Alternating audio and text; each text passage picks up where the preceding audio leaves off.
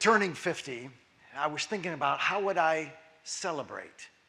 Perhaps a faraway, romantic, exotic destination with my wife. Or maybe an expensive toy or two. How about some cosmetic surgery to roll back father time on my face? And then I remembered.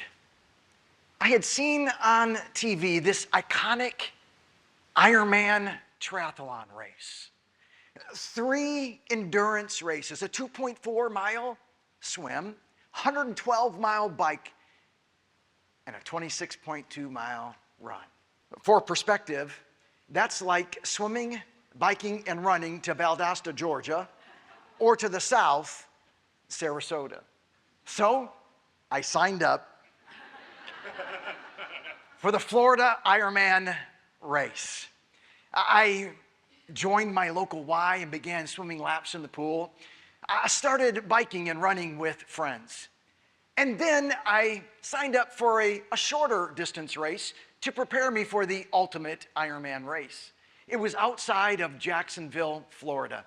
And on that day, all the athletes, we gathered together, our feet in the sand on the shores of the Atlantic Ocean, filled with enthusiasm, maybe a few butterflies or two, waiting for the siren to go off, and then it happened.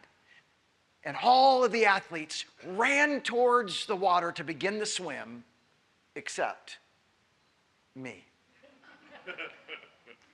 I was frozen. Anxiety began to fill my body. And I didn't start that race that day. I was too embarrassed to make eye contact with my wife. She was wondering what was wrong. And so I walked away, defeated and ashamed. I gathered up my bike and my running gear and loaded it into my car and began to drive home. And on that drive, I remembered a time earlier in my life where I froze up as well. You see, 3 decades earlier, we were anticipating the birth of our first child. Didn't know, boy or girl, and I was waiting, and the doctor came out and he said, "Mr. Cummins, congratulations, you are the dad of a little girl." Up to that point in my life, my career path, I was a United States Marine. Football coach. I was clueless about being the daddy of a little girl. I was frozen on the shores of fatherhood.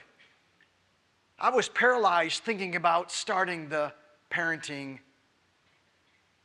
race. And then it dawned on me, driving home, what was missing on that race morning, and what was missing when I became a dad for the first time and then later a dad to a second daughter, was a plan. If I was going to swim successfully, I needed a plan. You see, I had joined my local Y and I was swimming laps in the crystal blue pool. There was a black line on the bottom of the pool to guide me. There was a lifeguard who watched over me, and there was a side of the pool that I could hold on to when I became fatigued.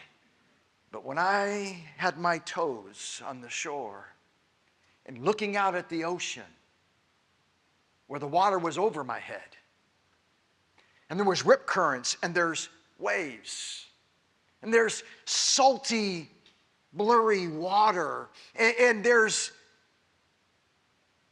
jellyfish who want to sting me, and there are sharks who want to eat me. I needed a plan if I was going to be successful at my goal of an Ironman race. Now I realize not all of us are into planning. I get it. Our lives are already overscheduled. We are fatigued. We barely have enough time to get done what needs to get done, let alone pause and develop a plan for what could be done. But you see, a plan isn't a box to fit into. It's a world to prepare for.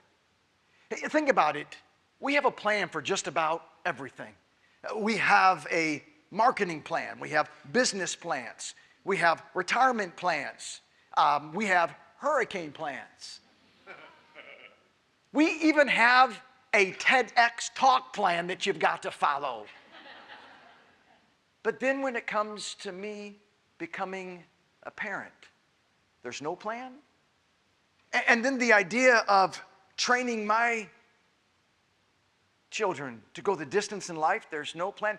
What does that say about all of our good intentions, the love and the care that we have for our children, that we've got a marketing plan and a business plan and a retirement plan, but we have no plan for ourselves to become parents and for our children to go the distance in life? You see, parenting doesn't take place in the safety of the crystal blue pool with straight lines to guide you and a lifeguard to watch over you and shallow waters to stand in when you get fatigued. No, parenting is in the ocean. It's over your head. And there's salt water that stings your eyes. And there's marine life that want to sting and bite you. Even this year, our Surgeon General put out a warning that parenting is hazardous to your health. And I'm not talking about the toxic odor of a blown out diaper. The pressure is for real. The influence of social media, artificial intelligence. The pressure of me, myself, trying to be somewhat of a healthy human being, and now I've added another little human being to the mix. Maybe leaning into this space and realizing that we need a plan for shaping humanity, to help guiding our children forward, to have healthy soil for them to grow deep roots of safety, security, and personal identity.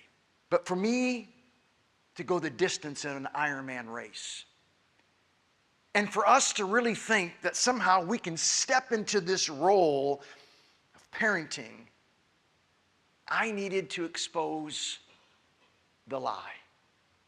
I needed to believe that I was enough to swim in the ocean, that I belonged in this Ironman race, and I had what it takes to finish and go the distance of the course. If there's one thing that I know in life, it's this: whatever you're believing for, there is always a lie that's hidden, trying to convince you that you're not enough, that you don't belong, and you can't do this. And the lie when it comes to believing about a plan, it's this: somehow it has to be a perfect plan. And I'm here to tell you today, there is absolutely no perfect plan when it comes to parenting. If someone tells you that they've got it all figured out, run. One of my favorite authors, Navy SEAL Admiral McRaven, in his book, The Wisdom of the Bullfrog, said this: no plan survives the first contact with the enemy. And if you prefer, Taylor Swift, she said, just because you made a plan doesn't mean it's going to work out that way. And so we say to ourselves, well, Mark, if the plan doesn't survive the first contact with the enemy, and if you make a plan and it doesn't work out because Taylor said so, like, why should we even bother making a plan to begin with? That's a fair observation, but it's still a lie. Because a plan maximizes your potential for growth and for a child's opportunity to grow.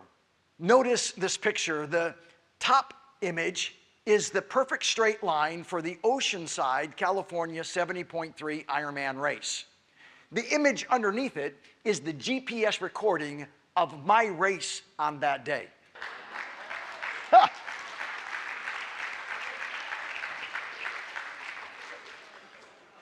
Zig and zag, left and right. Sometimes I was swimming in a circle. There was nothing perfect about this plan at all.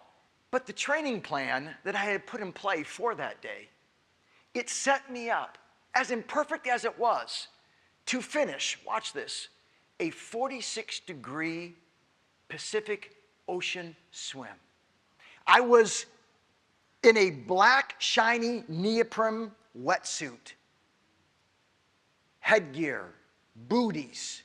I looked just like a seal swimming in great white shark-infested waters.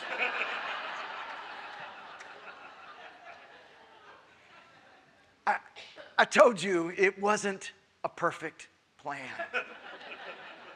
But that plan allowed me to finish the course.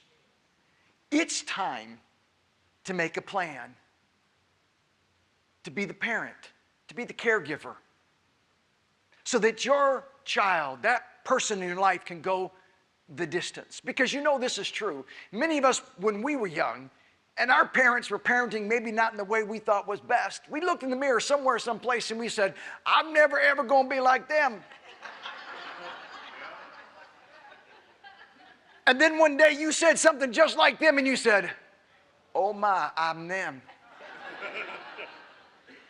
What's missing? It's a deliberate plan.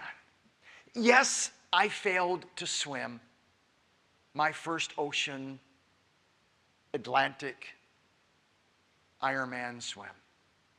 But what I learned about developing a plan to swim in the scary ocean waters became the building block that allowed me to accomplish that goal that I set out turning 50.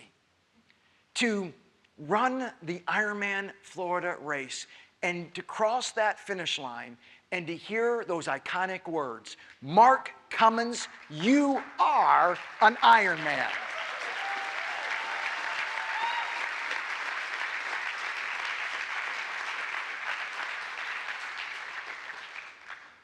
I'm not here today to tell you how to make your plan. I am here to say that if you'll pause and expose the lie that your plan has to be perfect, you will discover the best plan for you in becoming a parent and for your child to go the distance in life. In Ironman Talk, we often say on race day, you have to take whatever the course gives you. Some days the weather is awful. Other days it's better. Some days you feel stronger or better. But whatever, on that particular day, you've got to take whatever the course gives you. That's why it's not a perfect plan. It's a plan for you, for your child, for your family. Because if you develop that plan and you experience that plan and you discover a path forward, then perhaps this collective humanity that we're all a part of, we will all experience what we really need to experience life better and brighter is that you are enough. And yes, you do belong. And yes, you have what it takes to go the distance in life. Thank you.